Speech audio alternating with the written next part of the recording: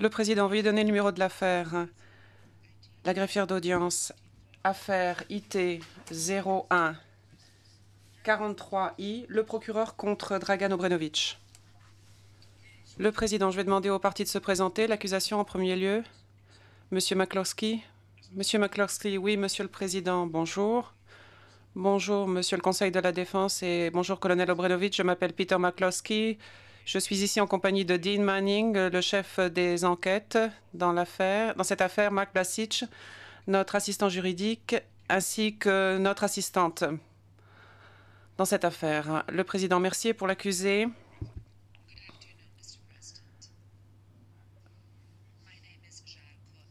Maître Nikolic, bonjour Monsieur le Président, je m'appelle Jarko Nikolic, je suis avocat auprès du cabinet Yougoslavia et le greffe m'a désigné comme étant conseil de la défense de Monsieur Obrenović pour sa comparution initiale. Le Président, est-ce que c'est uniquement pour sa comparution initiale? Réponse oui, Monsieur. Le Président, Monsieur Obrenović, êtes-vous en mesure d'entendre les débats dans une langue que vous comprenez? L'accusé. Bonjour, Monsieur le Président. Oui, j'entends les débats dans une langue que je comprends. Le Président, pouvez-vous nous décliner votre identité, s'il vous plaît? L'accusé. Je m'appelle Dragan Obrenović. Question. Et quelle est la date de naissance, votre date de naissance à votre connaissance? Réponse. Le 12 avril 1963. Question. Quelle est l'adresse à laquelle vous résidiez avant votre arrestation? Réponse. La rue Svetok Save, numéro 5C à Zvornik. Le Président, merci monsieur. Vous pouvez vous rasseoir pour l'instant. Maître Nikolic, il est d'usage dans le tribunal de voir l'accusé renoncer à son droit d'entendre la lecture dans son intégralité de l'acte d'accusation avant de déclarer s'il plaide coupable ou non coupable. Est-ce que vous avez discuté de cette question avec votre client? Maître Nikolic, oui, Monsieur le Président, j'en ai effectivement parlé avec Monsieur Obrenović et il m'a déclaré la chose suivante, à savoir qu'il a reçu l'acte d'accusation, qu'il l'a compris et qu'il est inutile qu'on en donne lecture dans son intégralité aujourd'hui.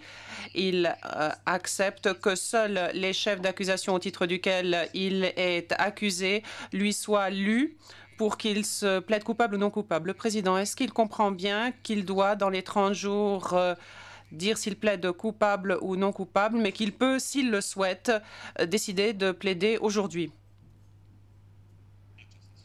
Maître Nikolic, oui, Monsieur le Président. Monsieur Obrenović est prêt à plaider coupable ou non coupable au titre des chefs d'accusation contenus dans l'acte d'accusation. Le Président, fort bien. Monsieur Obrenović, voulez-vous vous lever, s'il vous plaît? En réponse au chef d'accusation numéro 1, au titre duquel vous êtes accusé de complicité de génocide, est-ce que vous plaidez coupable ou non coupable? Réponse, Monsieur le Président, non coupable. Le Président, au chef 2, vous êtes accusé d'extermination, un crime contre l'humanité. Est-ce que vous plaidez coupable ou non coupable? Réponse, Monsieur le Président, non coupable. Question. Au titre du chef 3, vous êtes accusé d'assassinat, un crime contre l'humanité. Est-ce que vous plaidez coupable ou non coupable? Réponse. Monsieur le Président, je ne suis pas coupable. Question. Au titre du chef 4, vous êtes accusé de meurtre, une violation des lois ou coutumes de la guerre. Plaidez-vous coupable ou non coupable? L'accusé. Monsieur le Président, je ne suis pas coupable. Le Président. Et au titre du chef 5, vous êtes accusé de persécution pour des raisons politiques, raciales et religieuses, un crime contre l'humanité. Plaidez-vous coupable ou non coupable? L'accusé. Monsieur le Président, non coupable. Le Président, veuillez vous rasseoir, s'il vous plaît.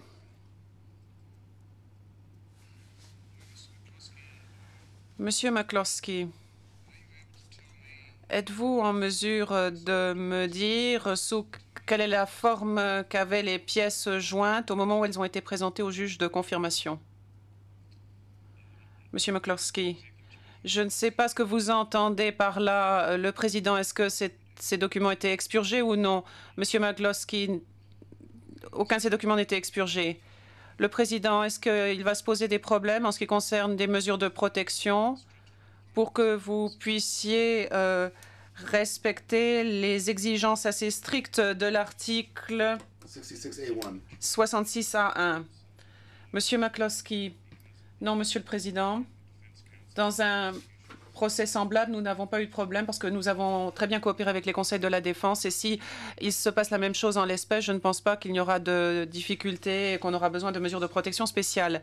Question. Êtes-vous en mesure de communiquer ces pièces dans les délais impartis?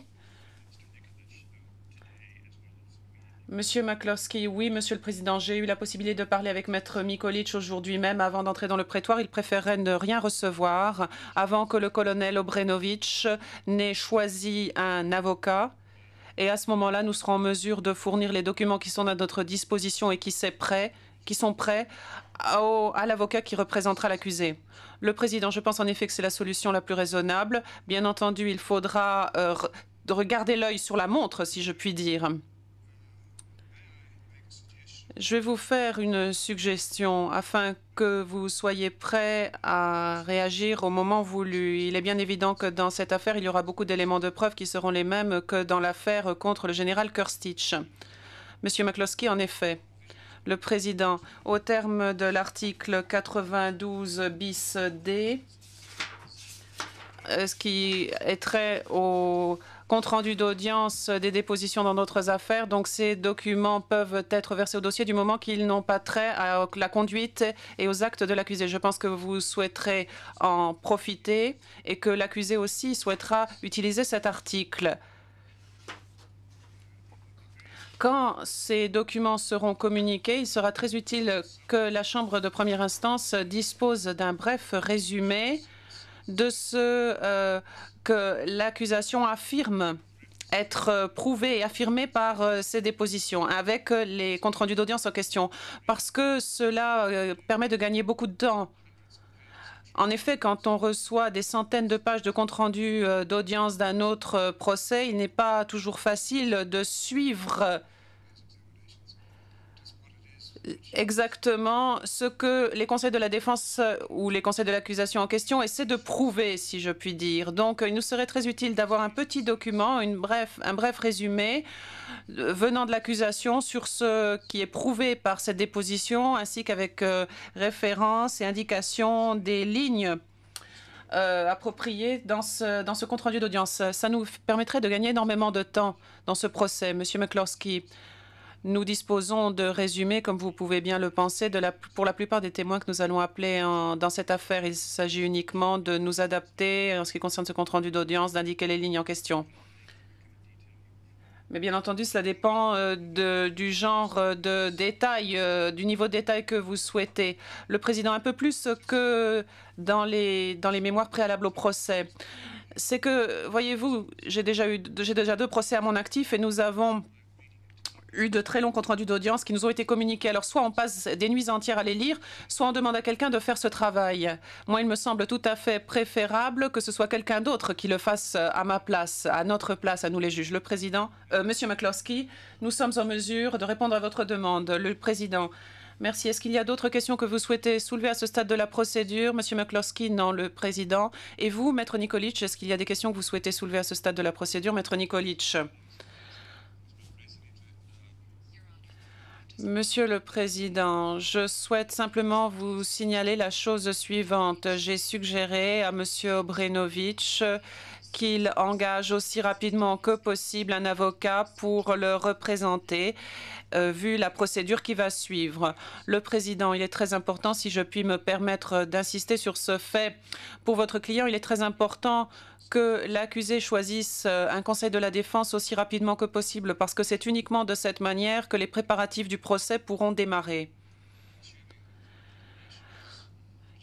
Et partant, si on part du principe, si on suppose que les juges ad litem prévus par les Nations Unies vont arriver cette année, il est possible que ce procès commence au début de l'année ou l'année prochaine. Donc il ne faut absolument pas qu'il y ait quelque retard que ce soit dans cette procédure. Sur ces mots, je lève l'audience. All rise for FLV.